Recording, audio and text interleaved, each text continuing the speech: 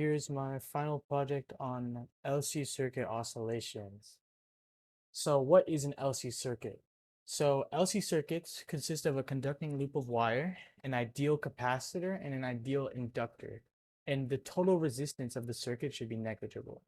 So what's unique about LC circuits is that when you give them some initial potential difference by a battery with some EMF epsilon, where epsilon is greater than zero, they can freely oscillate for an infinite amount of time.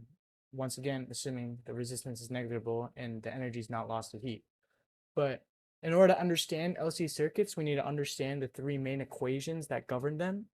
And first equation, where Vc equals Q over C, this tells us that the difference in potential across a capacitor of two plates is equal to the maximum charge on each plate divided by the capacitance constant.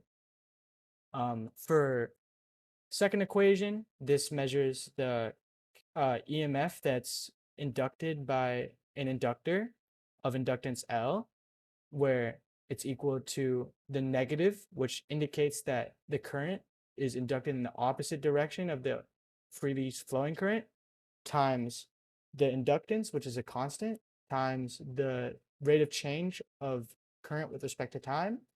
And we also know that current, I, is the time derivative of charge with respect to time.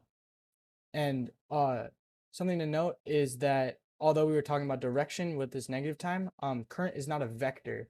The only reason why it has a direction is because current is defined in which the direction that positive charges move and charge can be positive or negative. And in this, lowercase letters indicate changing values and uppercase letters indicate constant values. So you can see here that the only thing changing in this equation in an LC circuit is Q. You can see here I and the EMF are changing, and I and Q are changing once again. So let's freely, to understand what happens in LC circuit, I want to break it down step by step by step. So before t equals 0, that's just going to be defined as our starting point. Let's say we have, like we said earlier, we have some battery with EMF epsilon, and we hook it up to some capacitor, some ideal capacitor, and we have this switch here that's open. So the only thing that the potential difference is giving current to is this capacitor. And this capacitor is going to charge up to its maximum potential energy where it stores it in the form of electric fields. You can see it represented by these three arrows. And at t equals 0, we're going to unplug this battery and we're going to flip this switch. And the capacitor is going to start to decharge, and there's going to be a current going this way, and the inductor is going to induct a magnetic field. So at t equal after this, the current is going to increase, the capacitor is going to fully discharge, and the magnetic field is going to be at its maximum energy storage. After this, this side of the capacitor is going to start charge. The magnetic field energy is going to drastically decrease, and the current is going to decrease.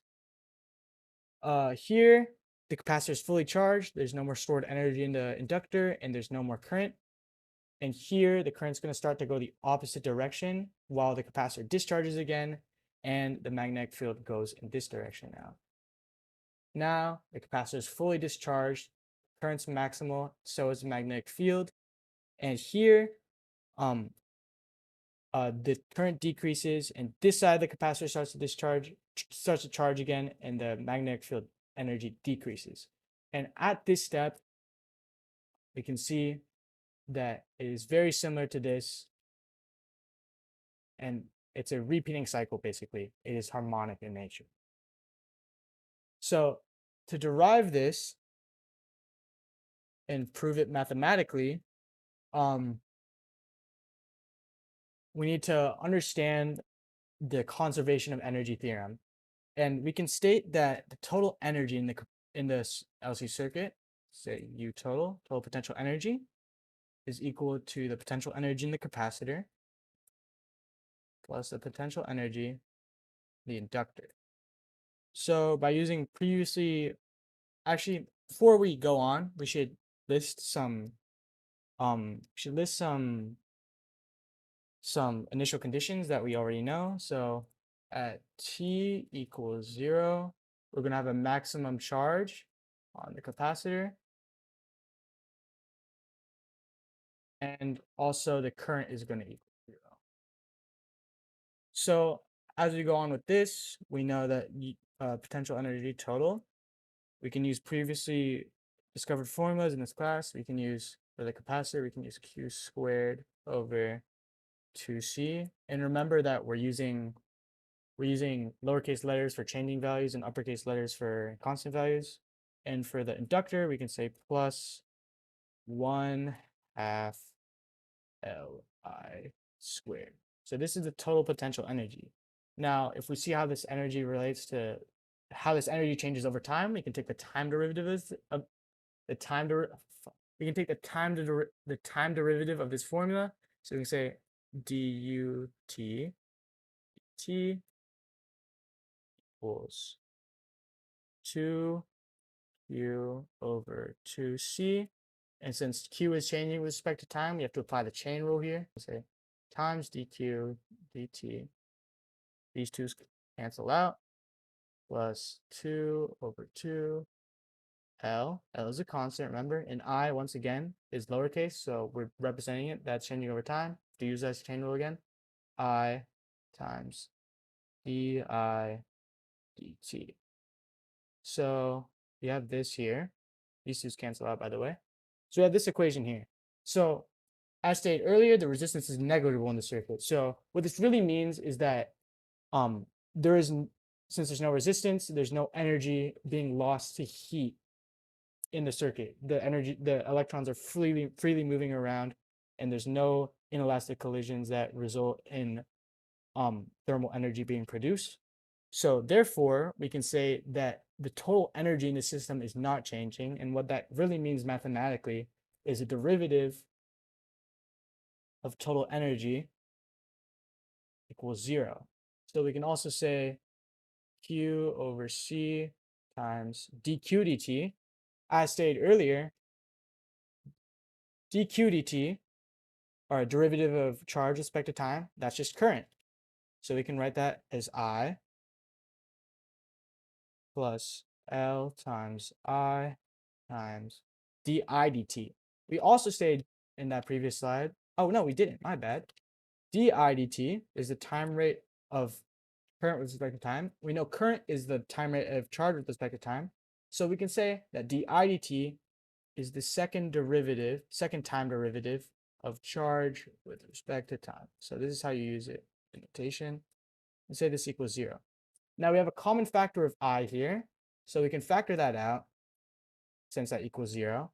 We get that Q over C plus L d squared Q over d t equals 0.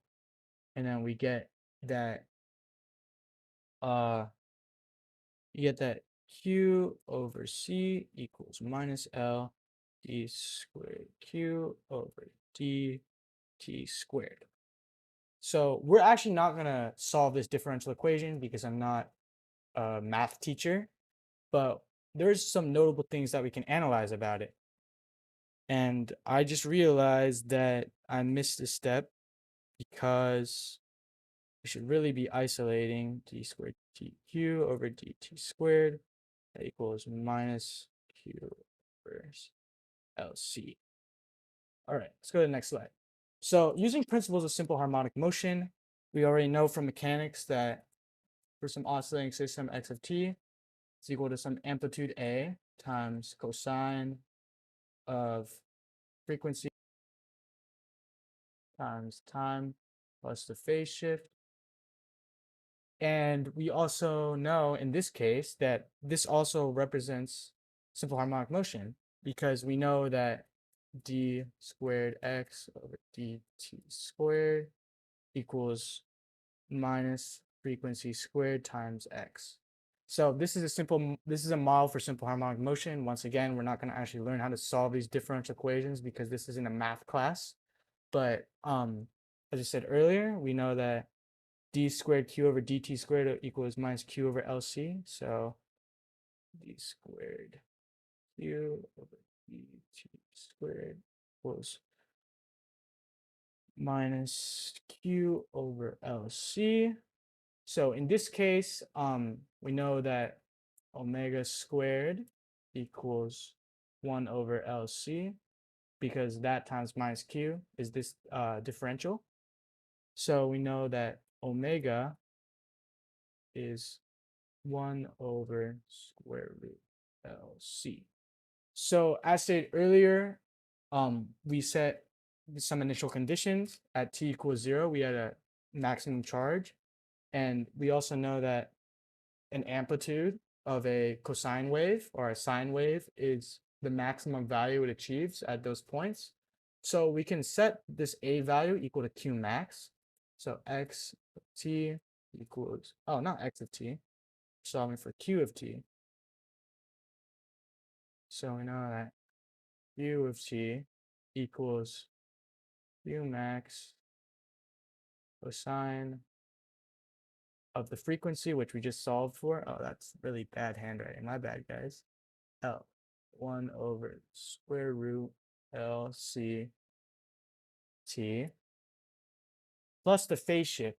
So we know at t equals 0. So if you didn't know, if you didn't pay attention to math class, erase this because time is only positive. We have some cosine function. Oh, forgot some cosine function with respect to time. It's gonna look, this is like midpoint. It's gonna look something like this without a phase shift. So at t equals 0, cosine will be its maximum value because on the unit circle, cosine 0 is 1. So we know that t equals 0, it has its maximum value q max. And if it was shifted, it wouldn't have that value. So we can assume that the phase shift psi equals 0. So t plus 0 is just t. So this is, oh, it's kind of bad. So because we know that it does not have a phase shift, this is the time charge function on the circuit. So now that we know the time charge function, we said earlier that current equals dq, oh, dq dt, yep. So that equals the time derivative of q of t, which is this function right here. So we can just say I of t equals d dt of q max cosine 1 over square root LCT. So we know that q max is a constant, so we can just pull that out. The derivative of cosine is minus sine, so we're going to say, I should probably say I of t, or we can just say equals minus q max. And by chain rule, we need to multiply by the inside value of t times 1 over LC sine of 1 over square LCT. Forgive me for this horrible handwriting. All right. So we also know that I of t is oscillating and it obeys the laws of simple harmonic motion, meaning it has some maximum value or amplitude. And in this case, we want to find I max. So we already know that this also doesn't have a phase shift. So I max should just be the a value at the start. So I max is just, excuse me, I max is just this, the coefficient of the sinusoid. So we know I max equals q max. We don't need to take care of the negative. That just indicates that's vertically shifted. Vertically reflected over LC. So we know I t equals minus I max. I should probably make this, oops. For consistency purposes, I'm gonna make these i's lowercase because kind of forgot about that. So no, I max equals q max over square LC. So you know I of t equals negative I max times sine of t over root LC. And yeah, there you go. That's the formula for the current time relationship on an LC circuit.